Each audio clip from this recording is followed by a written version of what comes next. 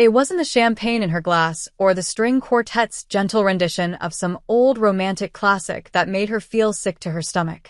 It was the unbearable beauty of other people's joy. The way couples swayed under chandeliers, glowing and flawless in their evening wear, as if the world were soft, easy, made only for them.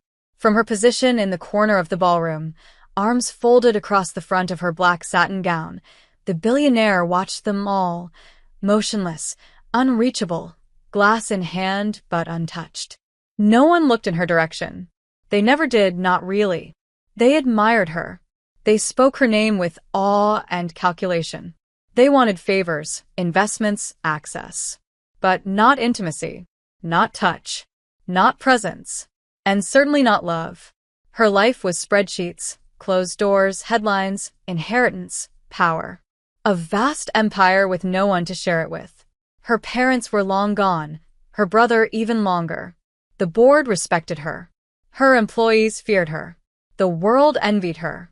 And yet here she was on her own birthday, hosting a black tie gala in her own mansion, celebrating a milestone she hadn't even wanted to reach. 35. Single. Cold. Alone. She adjusted the cuff of her sleeve and pretended not to care when another slow song began. The crowd thinned to the center of the floor, the lights dimmed, and a woman in a red dress laughed so openly it pierced her. She envied that laugh, that freedom, that softness. She couldn't remember the last time she'd laughed like that, or danced, or even been touched without it being a transaction. She felt the beginnings of a headache and considered disappearing into the corridor, escaping her own party unnoticed. But just as she turned to leave, a voice, low, feminine, edged with something teasing and intimate, slipped past her defenses like a whisper meant only for her. "You deserve a first dance, too." She froze. Her breath caught in her throat. The voice was behind her, closer than it should be. Her heart lurched against her ribs, unfamiliar and startled, like a locked door thrown open by wind. Slowly, cautiously, she turned and saw her, a stranger, and yet not. The woman was beautiful in a way that wasn't careful. Wild hair, freckles across her collarbone, a gown the color of moonlight, no jewelry except a single ring on her thumb. Her lips were curved in a subtle, knowing smile. She was watching her, really watching her. No calculation, no agenda, just a quiet kind of curiosity, as if she had no idea who she was. Or maybe knew exactly who she was, but didn't care. "Excuse me?" the billionaire managed, though her voice came out uneven, not as clipped as she intended. "I said." The woman stepped forward, just enough to bridge the space between them. "You deserve a first dance, too. Everyone else is having theirs." The billionaire blinked. She couldn't remember the last time someone had spoken to her like that, without hesitation or flattery. "I don't dance," she said. "Or at least, not at my own parties." "That's tragic," the woman replied, eyes dancing. "Because you look like you've been waiting for someone to ask you all night. You're not from here." It wasn't a question. "I'm not from anywhere," the woman said, "but I go where the music is." That made her smile, just barely. A twitch of something she hadn't felt in months. The woman extended her hand, palm up. "Come on. No one's watching. And if they are, let them."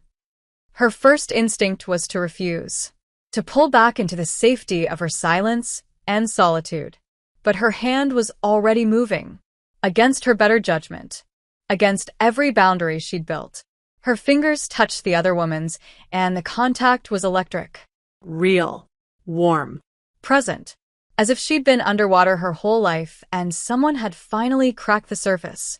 The ballroom was still full of dancing bodies, full of noise and elegance and superficial perfection. But in that moment, as the stranger led her gently toward the edge of the dance floor, everything else melted away. No one else mattered. Only the feel of that hand in hers. Only the possibility in those eyes. Only the voice that had whispered, "You deserve a first dance, too." And for the first time in years, the billionaire wondered if maybe she did. She hadn't touched a woman in years. Not like this.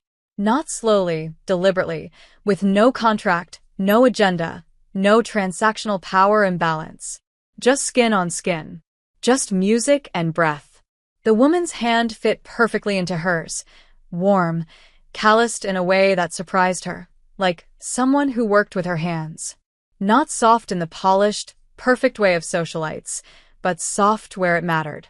Real. Grounded. Her other hand settled gently at the billionaire's waist, and she stiffened instinctively, too used to control, too unfamiliar with surrender. The stranger noticed, of course she did, and instead of pulling her closer, she gave her space. A little space. Just enough to let her breathe. Just enough to tell her, without a word, I won't push you. You come to me. And God, that made her want to close the distance. She hadn't realized how starved she was for that kind of patience. For someone who didn't demand, didn't take, but simply waited. The music shifted into a slower melody, a more intimate rhythm, and they began to move together. Awkward at first, not quite in sync, the billionaire too stiff, too conscious of herself. But the woman was easy, fluid. Her steps were more suggestion than instruction. She led without pressure. She smiled with her eyes.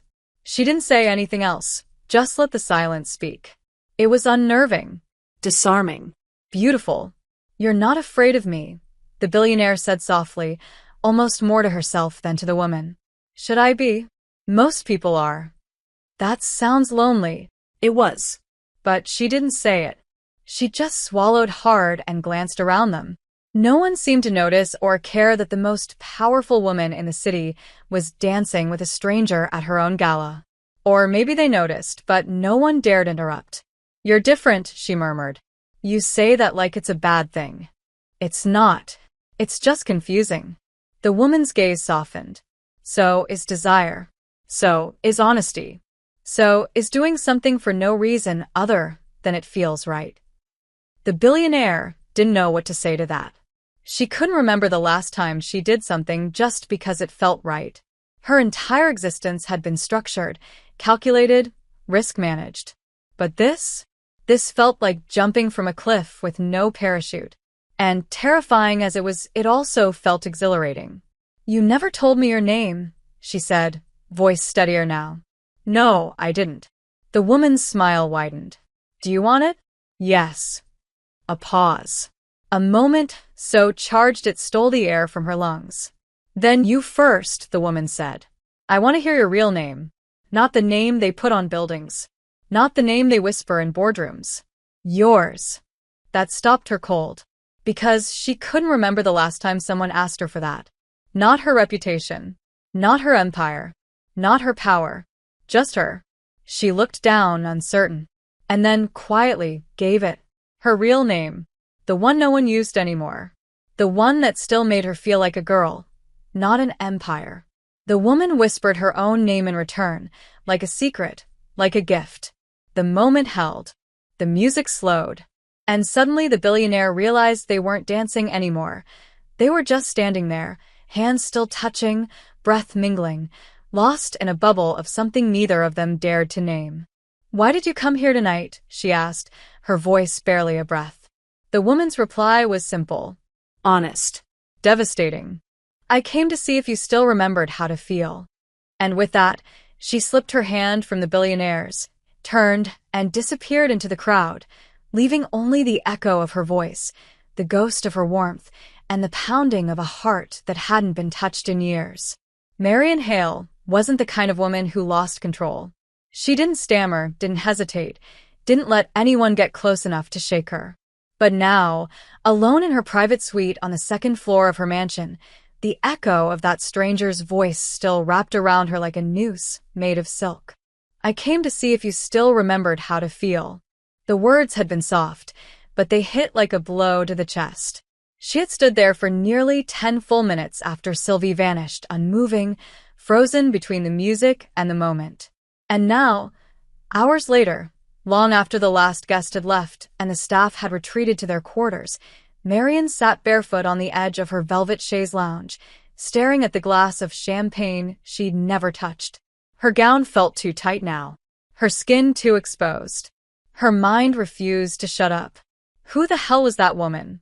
And how had she unraveled her with a single dance? A single question? A single look? Marian had been adored, feared, envied. She'd been kissed in public by politicians and courted by heiresses who only wanted her name on their arm. But no one had ever looked at her like Sylvie Marlowe did. Like they were seeing through every layer, down to the raw truth of her. Like she wasn't just a legend, but a person. A lonely, guarded, fragile person pretending to be a fortress. She exhaled sharply, set down the untouched glass, and stood, pacing. She should have asked for a number. A last name. Something. But of course, she hadn't. Of course Sylvie had slipped away like a ghost, like a secret she wasn't meant to keep. And yet she couldn't stop hoping she'd see her again. The thought made her furious. She had a merger to finalize in 48 hours. A board meeting to prepare. An empire to run. She didn't have time to fantasize about a stranger with eyes like moonlight and a voice that made her chest ache. But when she went to bed that night, late, tense, restless, she dreamed of fingers laced with hers. Of freckles on collarbones. Of being told she deserved something. Not earned. Not negotiated. Deserved. The next morning, Marian woke early, as always. She was at her desk before the sun rose. Black coffee in hand, sharp suit already pressed and waiting. But something in her felt unsettled. Like a wire pulled too tight. She couldn't focus. Couldn't lock in. By noon, she had rewritten the same paragraph of a statement 5 times and snapped at her assistant twice for mistakes that weren't hers. "Cancel the rest of my meetings," she said finally, standing abruptly. "I need air." "Do you want the car, Ms. Hale?" No, she needed to walk. Needed to get out of the marble and glass and steel that defined her every day. And for some reason she couldn't explain, her feet didn't take her to the office. Or the gym. Or the private rooftop she usually hid in when the pressure got too loud. No. Her feet took her to the old part of the city. To a street of cafes and bookshops she hadn't walked in over a decade. She didn't even know what she was looking for, until she saw her. Sylvie. Across the street. Sitting at a tiny round table outside a bookstore, wearing a simple white shirt, sleeves rolled up, a book in one hand and coffee in the other. Like she belonged to that world. Like she belonged to the sky. Marian's breath caught in her throat. It wasn't possible. She didn't believe in coincidence. But there she was. As if she'd been waiting. She didn't look surprised when she saw Marian. In fact, she looked amused. Like she'd known this would happen. Like it was inevitable. Marian hesitated, heart thundering. She should walk away. She should retreat. But her feet betrayed her again. They crossed the street. Closed the distance. Brought her face to face with the woman who had taken her apart with a single dance. "You," she said, and her voice was lower than she meant. "Me," Sylvie replied, setting the book down. "You didn't say goodbye. You didn't ask me to stay. Is that what it takes? Sometimes." Sylvie looked up at her, sun in her eyes, smile gentle but unreadable. "Are you asking now?" Marian didn't answer. Not directly. She pulled out the chair across from her and Saturday, "I don't know what this is." "Good. That means it's not a game. I don't have time for this." And yet, here you are. Silence. Tight. Electric. Marian exhaled. "You're impossible. You're intrigued. Don't get ahead of yourself." Too late. Sylvie leaned back, sipping her coffee, like she had all the time in the world. Like she knew exactly what she was doing. And Marian, for the first time in years, had no script. No strategy. No power to control what was happening. Only the pull of a woman she barely knew, but couldn't stay away from. Marian hadn't meant to stay. She hadn't meant to sit at that table, or order a coffee, or spend 45 uninterrupted minutes across from Sylvie Marlowe, listening to her talk about books, cities she'd lived in, the strange art of disappearing and reappearing on her own terms. But she had stayed. And now they were walking, side by side, through the narrow alleyways behind the old theater district, their arms barely brushing, their shadows flickering together in the late afternoon sun. So you just wander? Hey, if you're enjoying this story, go ahead and drop a like to help us grow even more. And let me know in the comments, on a scale from 0 to 10, What score would you give this story so far? Your feedback makes all the difference. Marian asked, trying to sound unimpressed, but her voice was softer than usual. From one place to the next. I don't wander, Sylvie said. I move toward whatever feels alive. And when it stops feeling alive, I leave. You make that sound romantic. It is, Sylvie replied. If you're not afraid of feeling lost every now and then. Marian glanced at her. The way Sylvie moved was unlike anything she'd known, unhurried, unbothered, and yet totally present. She didn't walk like she had somewhere to be. She walked like she belonged everywhere. And you? Sylvie asked. What do you move toward? Power. Control. Results. That's not what I meant. I know. Silence stretched between them. But it wasn't empty. It pulsed with everything unsaid. With everything neither of them had the courage to name. They passed a mural, sunflowers bursting across brick, and Sylvie paused in front of it, turning to face her. You haven't asked me anything real. And what would a real question sound like? Ask me why I came to your party. Marian exhaled slowly. You already told me. You wanted to see if I could still feel. That's not the full truth. No. No, Sylvie stepped closer.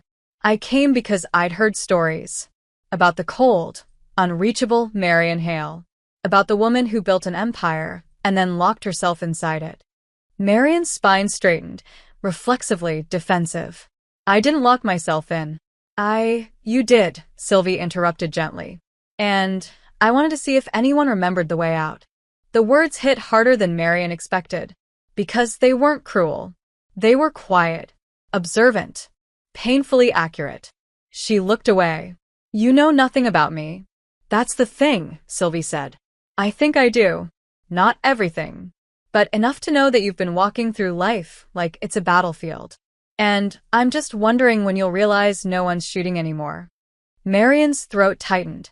She hated that this stranger could see her. Not just the version in the magazines.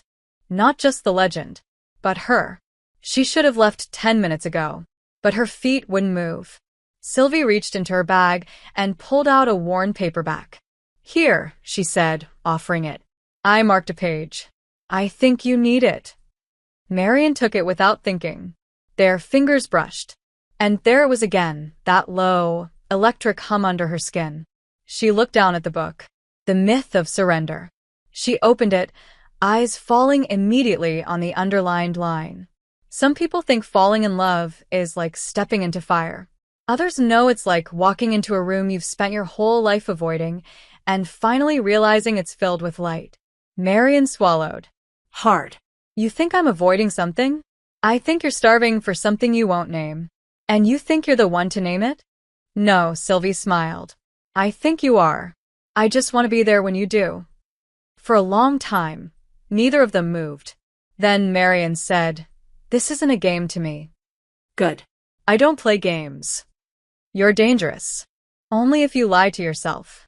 Marian held her gaze. I don't lie. Then prove it. Sylvie stepped closer, just close enough to feel the warmth of her. Let me walk you home. Marian hesitated. Everything in her told her to say no, to retreat, to regain control. But her body was already turning, her lips already forming the one word she hadn't let herself say in years. Yes. And as they walked side by side through the city streets, closer now, something unspoken blooming between them, Marian knew this wasn't going to be easy. But for the first time in a long time it might be worth it. Marian hadn't invited anyone into her home in over 2 years. Not without clearance. Not without a reason. But somehow, without realizing how they'd gotten there, she was standing in her penthouse again, with Sylvie. No security. No cameras. Just the two of them, alone in a space designed for silence, not intimacy. Floor-to-ceiling windows bled out the city's lights across the dark marble floors. The fireplace glowed low, and Sylvie was walking slowly through the living room, touching nothing, but seeing everything. You live like a queen, she murmured, not with envy, with observation. No clutter, no softness, no signs of life. I like order, Marian replied, stiff. Control, right? Sylvie turned to face her. Even when it strangles you? Marian didn't answer. Instead, she crossed the room and poured herself a glass of whiskey. She didn't offer Sylvie one. But when she turned, the other woman was already watching her with that same unreadable expression, part challenge, part concern, part desire. You don't let people in, Sylvie said, not a question. That's not true. Name one person who's been in this room and made you feel less alone. Silence. Then, you. The word escaped before Marian could stop it. Sylvie tilted her head, surprised but not smug. Is that why you brought me here? I don't know why I brought you here. Liar. Marian's jaw tensed. Don't call me that. Then stop lying to yourself. She took a slow step forward. You feel something. I know you do. You're just terrified of what it'll cost you. Because I don't know you. So ask. Marian's hand clenched around her glass. This isn't how I do things. Good, Sylvie said, closing the space between them. Because the way you've been doing things has left you hollow. The words hit like truth often does. Too fast, too deep. Marian tried to look away, but Sylvie reached up and touched her face. Gently. No demand. Just fingers at her jawline, feather-light and impossibly grounding. Marian's breath hitched. She didn't move. Couldn't. I should tell you to leave, she whispered. Then do it. But she didn't. Her hand came up, slow and hesitant, and touched Sylvie's wrist. Just that. Just contact. But it was enough. The air changed. Became heavier. Charged. Marian looked at her. Really looked. Freckles. Green eyes that didn't flinch. Lips slightly parted, like they were waiting. She stepped forward. Barely. But it was enough for their breath to mix. For her to smell Sylvie's skin. Something warm, earthy, unfamiliar. I don't know how to do this, she said. Then don't do it perfectly. Just be here. Sylvie's voice was soft. Almost a whisper. Marian closed her eyes. For half a second, she let the silence hold her. And when she opened them again, she didn't think. She just leaned in. Their mouths brushed. Not a kiss, not really. Just the ghost of one. A possibility. Sylvie didn't push.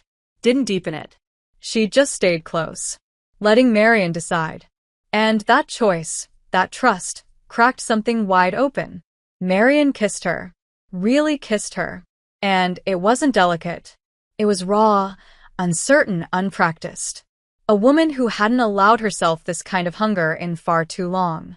Sylvie responded slowly, easing into it, guiding without dominating, until their bodies met, and Marian's hands found her waist, pulled her closer, held on like she didn't trust herself to let go. When they parted, both breathless, foreheads touching, Sylvie smiled. See? Still alive. Marian's throat tightened. I don't want to fall. Maybe you don't need to. Sylvie's hand slid down to hers, fingers interlacing. Maybe you just need to let someone stand beside you. Marian didn't speak. Couldn't. But for the first time, she didn't pull away. The silence after the kiss wasn't awkward. It was electric. Marian stood still, hands still on Sylvie's waist, trying to catch her breath, trying to remember who she was before she tasted her. The city glowed beyond the windows, indifferent to what had just unraveled inside the penthouse. But inside Marian's chest, chaos. Not the kind that screamed. The kind that pulsed quietly under her ribs. The kind that changed everything. Sylvie didn't speak. She didn't smile. She just looked at her with eyes that saw too much and still didn't flinch. You okay? She asked eventually, voice low, as if not to break the spell. Marian nodded, but her throat was tight. She let go of Sylvie slowly, as if afraid that releasing her might make everything feel like a dream. She turned, took 2 steps back, picked up her whiskey, her old defense, and stared out the window. I don't do this, she said after a moment. I don't let people in like this. I know. Sylvie's voice came from behind her, calm, patient. And still, you did. That doesn't mean I know what I'm doing. No one does. I should feel ashamed. Or out of control. I don't. Good. Marian turned to look at her. Sylvie was standing in the center of the room, like she belonged there. Not as a guest, but as someone who didn't need permission. Someone who existed entirely on her own terms. It terrified Marian. And yet she wanted her closer. "You confuse me," she whispered. Sylvie stepped forward. "I think I'm supposed to. You know who I am. What people say about me. I don't care what they say. I care what you say." That landed deep. Too deep. Marian set the glass down again, crossed her arms over her chest like armor. "I've built my entire life on being untouchable, being safe. And has that made you happy? It's made me powerful, but not loved." Silence. Brutal, honest silence. Marian didn't know how to respond to that. Sylvie took another step, closing the space between them again. "I'm not asking you for a relationship. I'm not asking for promises. I just want you to admit something." "What?" "That you wanted that kiss." Marian's eyes flashed. Not with anger, with fear. But she didn't lie. "Yes. And that you want more." "I don't know what I want." "Then let's figure it out." Slowly. Together. Sylvie reached out again. But this time, she didn't go for her waist or her face. She took Marian's hand. Just that. Fingers sliding into fingers. Warm. Steady. Real. "We don't have to label this," Sylvie said. "But don't pretend it didn't happen." Marian looked at their hands, at the quiet certainty of Sylvie's grip. "What happens now?" she asked. "Whatever you're brave enough to let happen." And somehow, that was exactly what Marian needed to hear. No demands. No expectations. Just possibility. They didn't kiss again. Not that night. But Sylvie stayed. They talked, softly, deeply, long into the night. About music, about loneliness, about childhoods that never felt like home. And when Marian finally fell asleep, it was on the couch beside Sylvie, fully clothed, her head tilted just barely toward the other woman's shoulder. The world outside kept spinning. Her empire kept looming. But for one night, Marian Hale stopped being the lonely billionaire and started being just Marian. Seen. And maybe, for the first time in her life, safe. Morning sunlight poured through the windows like warm silk across marble. Marian opened her eyes slowly, blinking into the unfamiliar softness of her own living room at dawn. Her body ached, not from exhaustion, but from stillness, from the unfamiliar act of resting. Real rest. The kind that came not from solitude, but from safety. Sylvie was still there, asleep, curled lightly on the opposite side of the couch, one hand resting near Marian's knee, their bodies not touching but close enough that the warmth lingered. Marian didn't move. She just watched her, studied the gentle rhythm of her breath, the way her lashes fluttered, the way her lips were slightly parted, as if mid-dream. For a woman who claimed not to belong anywhere, Sylvie looked strangely at home here. In her space. Marian had spent years cultivating silence, control, and vulnerability, and yet, here was this woman, breaking every rule she'd ever lived by just by being still. Present. And so unafraid. Marian didn't know how long she stayed like that, just watching. But when Sylvie stirred, her eyes opened slowly and met hers with no surprise, no alarm. Just calm awareness. "Good morning," Sylvie said, voice husky with sleep. "Did you watch me all night?" "Just now," Marian replied. "You sleep like someone who doesn't run from anything." "Maybe I'm just tired of running." Marian looked away. "Must be nice. You could try it sometime." Sylvie sat up, stretching her arms above her head with a sleepy grace that made Marian's chest tighten. "You don't have to carry everything all the time, you know. I don't know how to let go. Then I can teach you." Marian exhaled sharply, almost laughing. "What makes you think I want to be taught?" "Because you let me stay." That landed harder than Marian expected. She stood, trying to shake the weight of the moment. "Coffee. Only if you're drinking it too. I usually take it alone." "Not today." And just like that, Marian found herself in her own kitchen, a space she rarely entered herself, brewing coffee for someone she'd met only days ago, and yet who made everything feel unsettlingly real. Sylvie leaned against the counter, watching her. You always look like you're ready to fight someone, she said with a small smile. It's how I survived. But is it how you want to live? Marian paused. Her hand hovered over the coffee scoop. No answer came. Sylvie didn't press. She just waited like always. And Marian hated how much she needed that. The stillness, the patience, the way Sylvie didn't flinch when Marian didn't know what to say. She handed her a mug in silence. Sylvie took it with both hands, sipped, and sighed. Perfect. It's just coffee. No, Sylvie corrected. It's a gesture. And you don't do those lightly. Marian sat across from her at the small breakfast table, a place she'd never actually used. Why are you here? Because I want to be. Why really? Sylvie met her eyes. Because when I look at you, I see someone who doesn't know how to ask for comfort, but craves it like air. Marian's fingers tightened around her mug. You shouldn't say things like that. Why not? Because they make me feel good. No. Not good. Messy. Sylvie leaned in, voice lower now. Marian, what if messy is the beginning of free? And that nearly broke her. Because it wasn't a seduction. It wasn't manipulation. It was a simple, terrifying truth. Marian looked at her hands. I don't want to need anyone. You already do. That should scare you. It doesn't. Why not?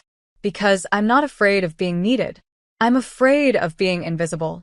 Marian looked up, and for the first time, saw something flicker behind Sylvie's calm. A crack, a scar, something old and painful. They weren't so different after all. You're not invisible, Marian said quietly. Not to me. The air between them shifted, and Marian knew, without doubt, that she was standing at a ledge now. She could step back, retreat, reinforce the walls, or she could take one step forward and let this be real. I want to see you again, she said. Tonight. Sylvie smiled, but it wasn't smug. It was soft. Warm. Real. Then I'll be here. And Marian, for the first time, didn't feel like she was falling. She felt like she was landing. The second time Sylvie entered Marian's home, it was different. Not because the space had changed. The marble floors still gleamed, the fireplace still hummed low in the background, and the city still glittered through glass walls. But Marian had changed. She didn't hide behind distance this time. Didn't armor herself with silence or sharp edges. She opened the door with bare feet, loose hair, and no makeup. Vulnerability was stitched into every quiet detail.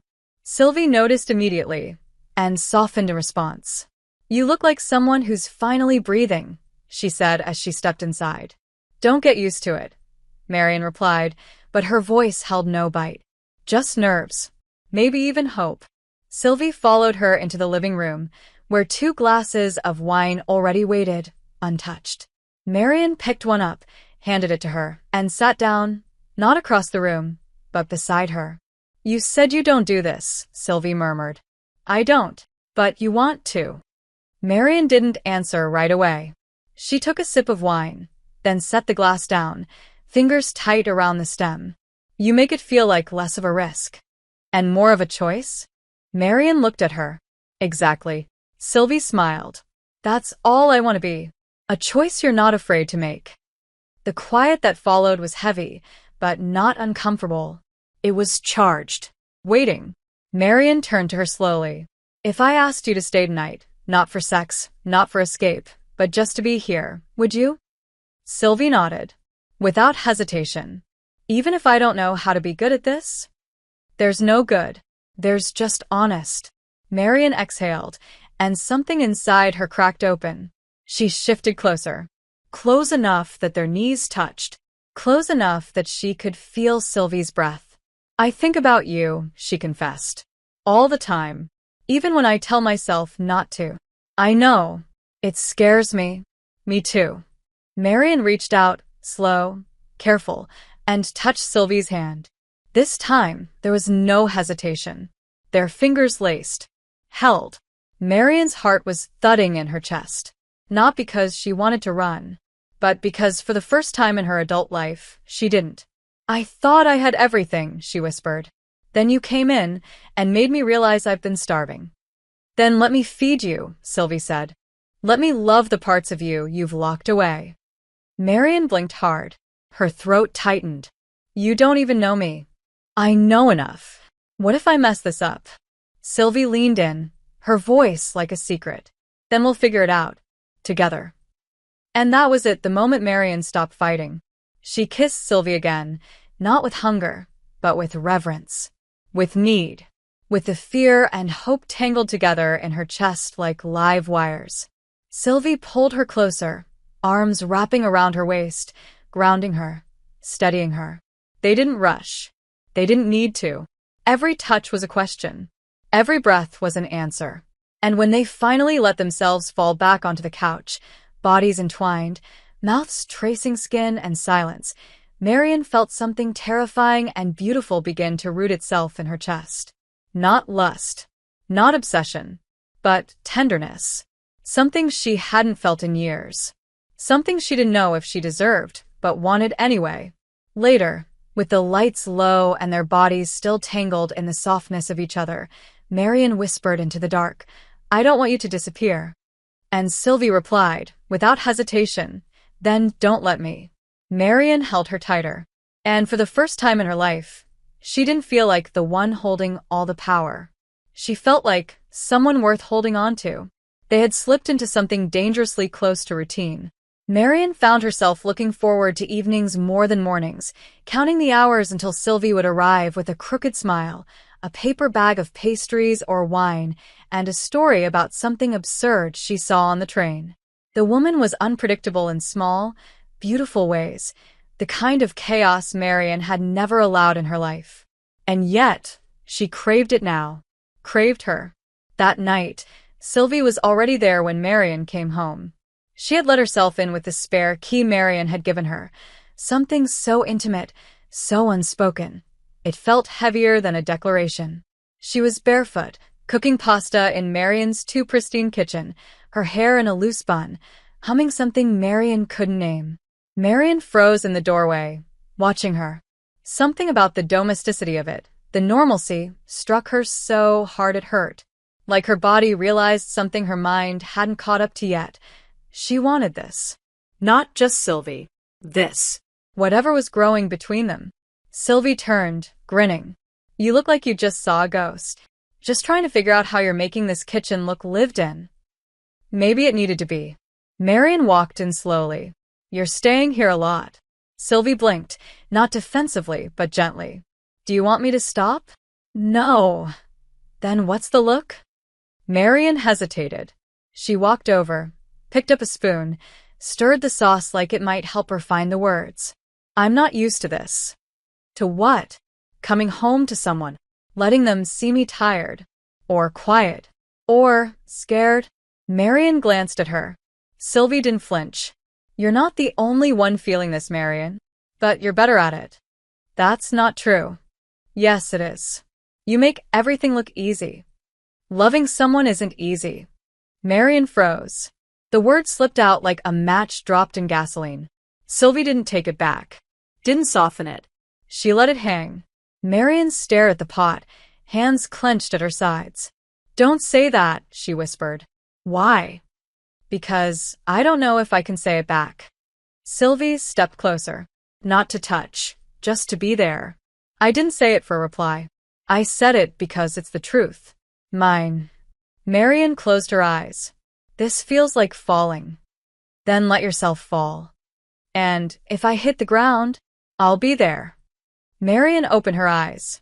That's what terrifies me. Being caught. Needing to be. The air was thick with everything unsaid. The sauce began to boil behind them.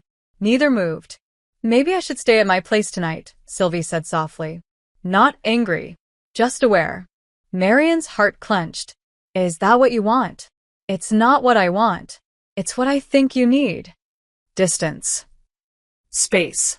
To figure out if this is something you're choosing, or just letting happen. Marian hated how much sense it made. She wanted to scream stay, but she couldn't. Not when her chest was tight with panic she didn't know how to name. Okay, she said, barely audible. Sylvie nodded, eyes warm, even now. You know where to find me. And she kissed Marian's cheek, not lips, not this time, and walked out with a quiet grace that shattered something in the silence she left behind. The pasta boiled. The apartment smelled like garlic and rosemary and memory.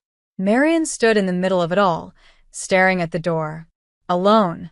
Not because Sylvie had left, but because she had let her go. The apartment was too quiet without Sylvie. Marian had never noticed how loud the silence could be. She moved through the rooms like a stranger in her own life. Everything in its place, everything perfectly curated, and yet nothing felt alive. Her bed felt colder. Her kitchen untouched. Her playlist too sterile. She had spent years building a life where no one could hurt her, and in doing so, she had unknowingly built a life where no one could touch her either. Until Sylvie. And now that she was gone, Marian realized what she'd really let walk out the door. Softness. Laughter. Possibility. The absence was unbearable. That night, Marian tried to distract herself. She poured a glass of wine, scrolled through emails, reviewed contract clauses she didn't care about. But every time her eyes drifted, they landed somewhere Sylvie had been. The arm of the couch where she used to curl up, the windowsill where she once stood barefoot, watching the rain. It wasn't just longing, it was grief. Grief for something she'd almost had but hadn't been brave enough to hold on to. By midnight, Marian stood in the middle of the living room, the same one where they'd kissed for the first time, and whispered to the empty air, "Come back." But Sylvie wasn't someone who came back when called. She was someone you went after. And Marian had never gone after anything without a guarantee. The next day passed in a blur of meetings and unread messages. Her assistant noticed her silence. Her board noticed her distraction. But no one asked. No one ever did. Because Marian Hale didn't feel. Except she did now. That night she walked. Past cafes, bookstores, side streets she hadn't stepped into since childhood. Looking. Not knowing where Sylvie lived, but hoping her feet would remember what her pride refused to admit. 2 hours later, she found herself in front of a weathered building with ivy crawling up the bricks. She'd seen Sylvie glance toward it once when they passed it, saying nothing, but smiling like it meant something. Marian stood on the sidewalk, heart pounding. She didn't know what she would say, what she could say that would be enough. But she went in anyway. A few knocks. A long pause. Then the door opened. Sylvie stood there in a loose sweatshirt and leggings, barefoot, surprised, but not shocked. Marian. Her name came out like a breath. Marian looked at her. No pretense. No defense. Just truth. "I'm sorry." Sylvie didn't speak. She waited. "I got scared," Marian said.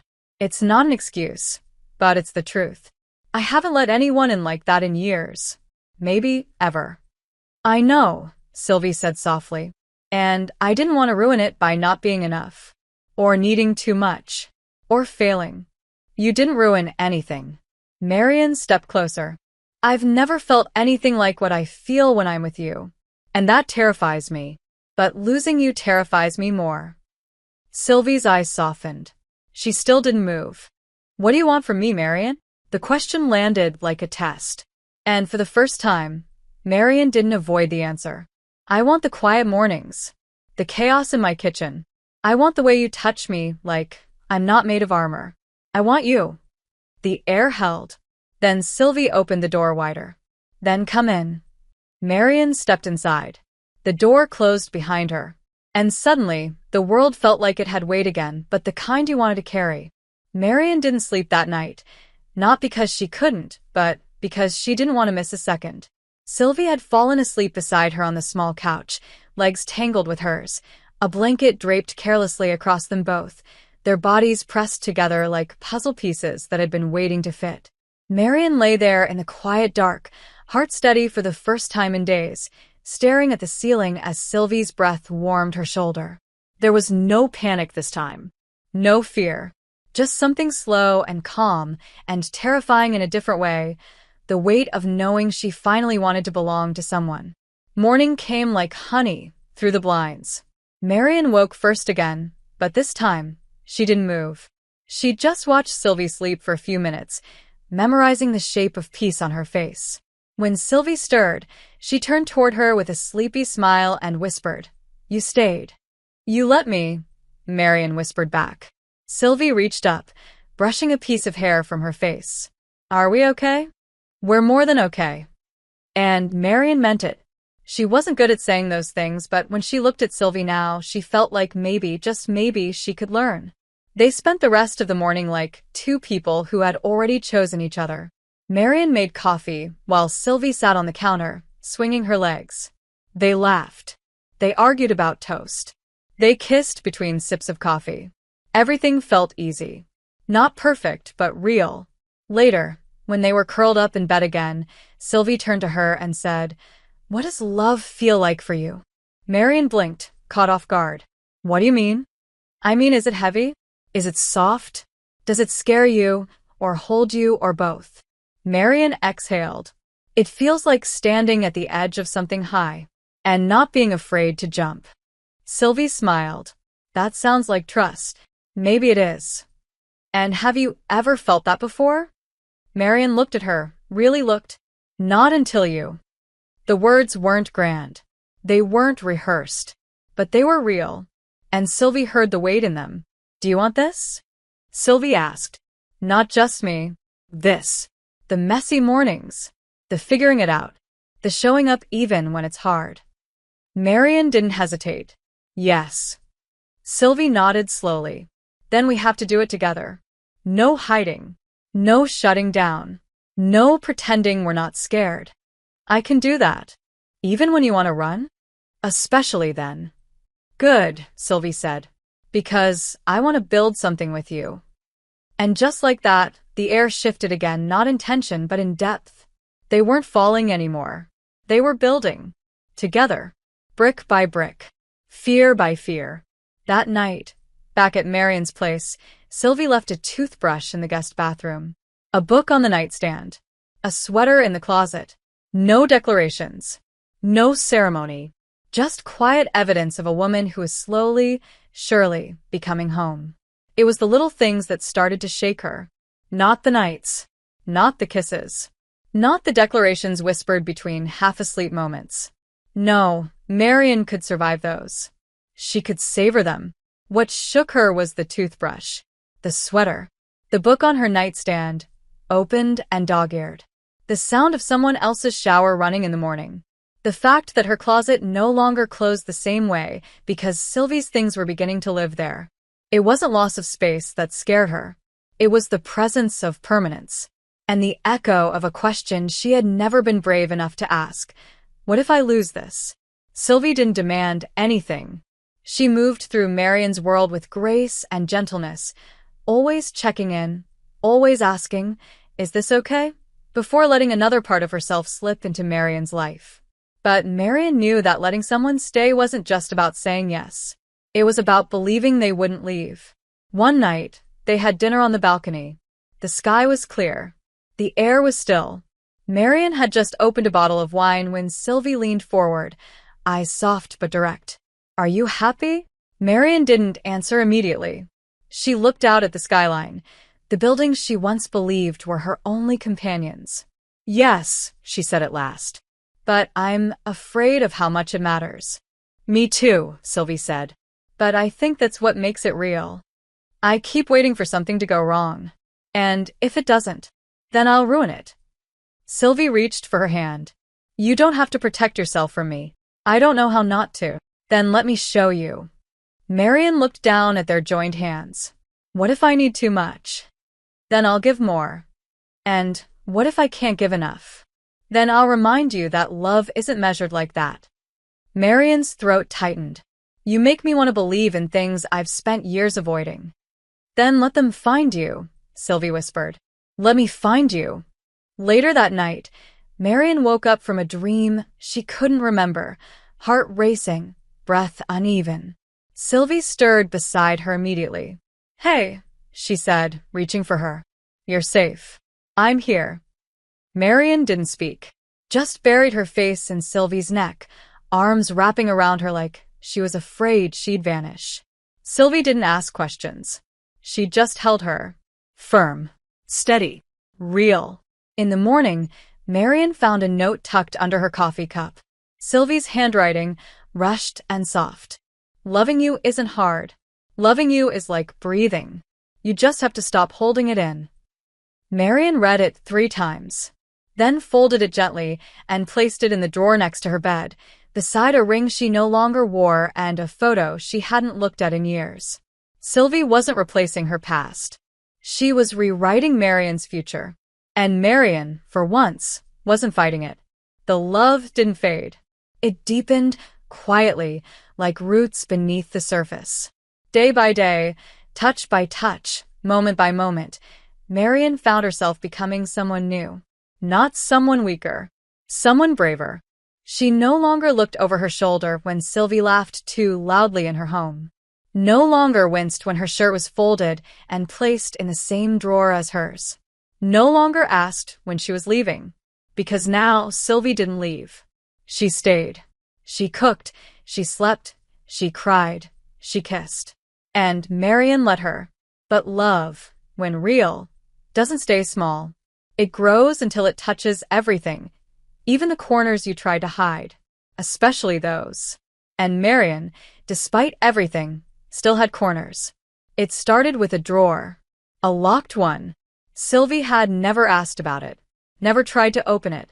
But one evening, while searching for a pen, she accidentally pulled the wrong handle and it didn't open. Just a small click. A resistance. And Marian's voice, sharp and immediate. Don't. Sylvie froze. I wasn't trying to. I know. Marian stood in the hallway, tense, her eyes unreadable.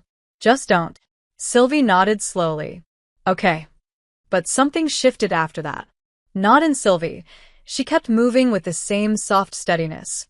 But in Marian, she became quieter, more withdrawn. She still held Sylvie's hand when they watched movies, still kissed her good morning. But something behind her eyes had shuttered again. And Sylvie, patient but not blind, began to feel it. 3 days passed before she brought it up. They were sitting on the balcony again, wrapped in a blanket, drinking tea. The city was quiet. What's in the drawer? Sylvie asked, gently. Marian didn't answer, just stared at the skyline. You don't have to tell me, Sylvie added quickly. But I think it's telling that the only locked thing in this house is something you keep next to your bed. It's nothing. It's not. Silence stretched between them. Then Marian spoke. Letters. From someone who left. Sylvie blinked. An ex. No. My brother. Her voice was tight, controlled. He died 5 years ago. He was the only person who ever really knew me. The only one who saw me before I became this. Marian, it's not just letters, she continued. It's everything I never said back. Every regret. Every time I thought about calling him and didn't. She exhaled slowly. And I'm afraid that if I open that drawer, and you're here, it'll mean I've let go of him. And I don't know if I'm ready for that. Sylvie was quiet for a moment. Then she said, keeping him doesn't mean losing me. And letting me in doesn't mean erasing him.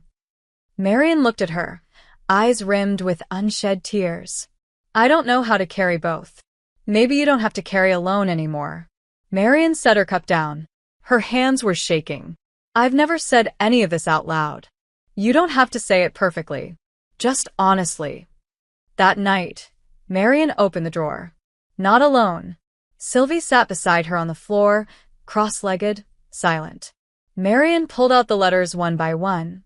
Old, creased, some torn at the edges. She didn't read them aloud. She didn't need to. She just held them, her fingers trembling, her breath shaky. Sylvie placed a hand on her back, anchoring her, saying nothing. And when Marian finally whispered, I miss him, Sylvie whispered back, I know. That was the moment something inside Marian broke open. Not in a destructive way. In a way that made space. They sat there for a long time. No tears. Just truth. When they finally stood, Marian tucked the letters back in gently, but left the drawer unlocked. Not open, but unlocked. In the days that followed, everything between them felt deeper. The laughter more tender. The silences more comfortable. Marian no longer needed to explain herself. Sylvie knew her rhythms now. She knew the quiet days, the overthinking, the way Marian's hand would twitch before she reached for her. She knew not to fill every silence, to let some wounds breathe. And Marian? She began to leave space for Sylvie, not just in her home, in her plans, in her thoughts, in her future. She stopped calling it temporary in her head. She started calling it the life they were building. One night, while brushing her teeth, Marian glanced into the mirror and saw Sylvie standing behind her, hair messy, skin flushed from laughter, wearing her robe like it had always belonged to her. Marian looked at her reflection and whispered, "I don't know how I lived before you." Sylvie stepped forward, wrapped her arms around her from behind, and whispered back, "You survived. Now you're living." And Marian believed it. There was a moment, just after midnight, when Marian realized she wasn't afraid anymore.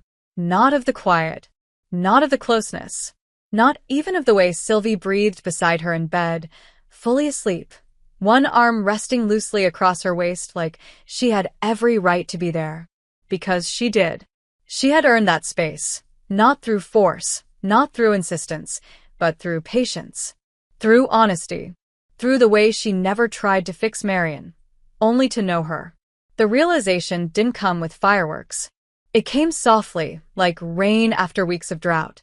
Marian lay there in the dark, her hand gently tracing the lines of Sylvie's spine beneath the thin fabric of her shirt, and thought, this is what it feels like to choose someone.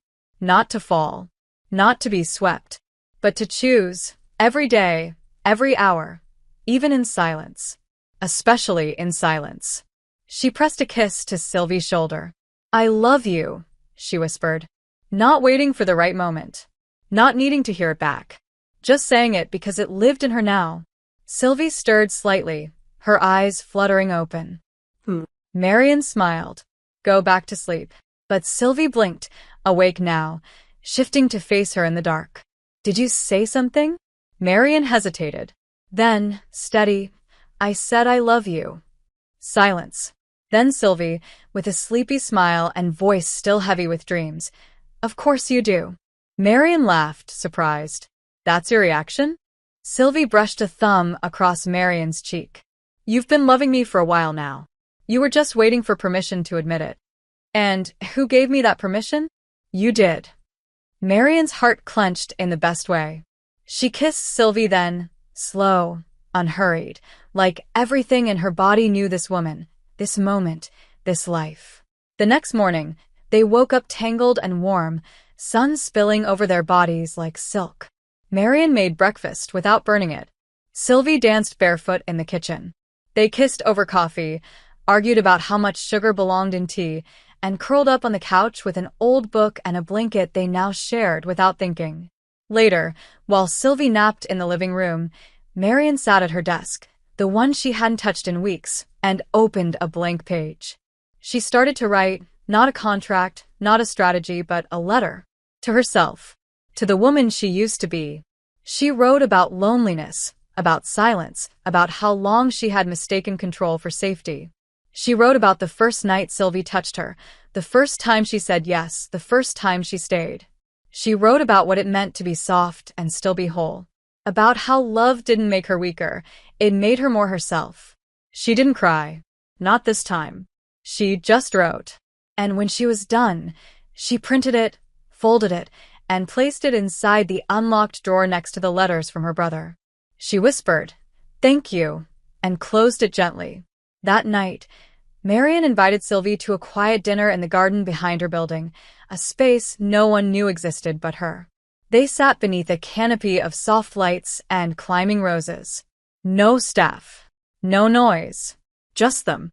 Marian reached across the table, took Sylvie's hand, and said, "I want you to stay." Sylvie tilted her head. "I already do." No. "I mean all the way. Not just your books and sweaters. Your life. I want this to be your home." Sylvie's eyes glistened. "You're serious?" "I've never been more." Sylvie leaned in, kissed her hand, and whispered, "Then I'm yours." And Marian, for the first time, didn't flinch at the word.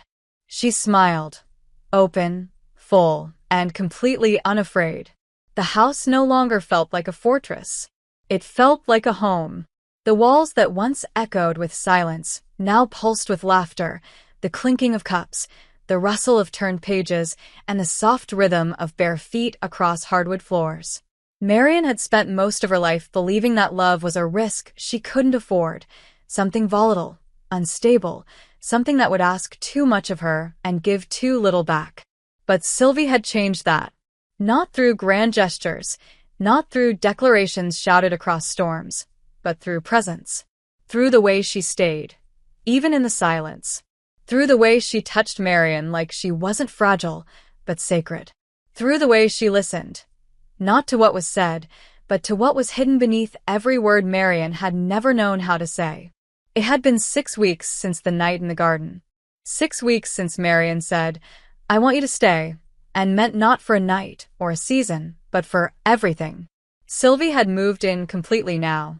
Her books filled the shelves. Her plants lined the windowsills. Her laughter filled the mornings, and her hand always found Marian's in the quietest moments, in the car, in bed, in line at the market. Love had settled into the rhythm of daily life. It didn't burn like fire anymore. It glowed. One evening, Marian came home late, exhausted from meetings and negotiations, only to find the lights dimmed, soft jazz playing, and Sylvie standing in the middle of the living room holding 2 glasses of wine. "You look like you need a moment," Sylvie said, stepping forward, offering the glass. Marian took it, their fingers brushing. "I need more than a moment," she murmured. Sylvie smiled. "Then take the whole night." Marian set the glass down. "Can I ask you something?" "Anything." "That first night, when you found me watching the dancers, why me?" Sylvie's eyes softened. "Because you looked like a woman who had given everything to the world and never let herself be touched by it." "And what did you think you could give me?" "A first dance." Marian exhaled slowly. "You did." Sylvie stepped closer, her voice low and full of something steady. "You never asked me to dance again." Marian tilted her head. "Would you say yes?" "Every time." Marian took her hand. No music played. No guests watched. But in the middle of their own living room, they began to sway. Slow. Barefoot. No choreography. Just presence. Just breath. Just the soft sound of their hearts finding rhythm. Sylvie rested her head against Marian's shoulder. "You still scared?" she whispered. "Yes," Marian replied. "But I'm not running." Good. They didn't need music. The memory of it was enough. The night blurred around them. The city outside their windows kept living, but inside that room, time bent. Bent around the miracle of 2 women who had almost missed each other, and didn't. Later, curled up on the couch, Sylvie played with Marian's fingers and said, "You know what we should do?" "What?" "Leave the city for a while. Just us. Somewhere with green. Somewhere quiet." "You hate quiet," Marian teased. "Not with you." Marian nodded. "We could go tomorrow." Sylvie blinked. "Seriously? I have a driver. A house upstate. No schedule. We could leave tonight if you want." "You do that? For you?" Marian smiled. "Yes." The next day, they drove north. Windows down. Hair tangled. No suits. No deadlines. Just them. The house in the countryside was old, wrapped in vines, full of sunlight and creaking wood. Marian had never brought anyone there. She hadn't even been herself in years. But the moment Sylvie stepped through the front door, she turned and said, "This feels like a place where people fall in love again." "We haven't stopped," Marian replied.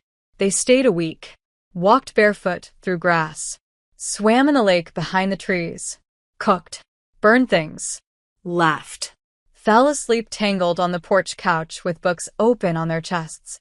They built rituals. Morning coffee on the steps. Afternoon naps in the sun. Long baths and longer kisses. Every day, Marian said, "I love you." Every time, Sylvie answered, "I know."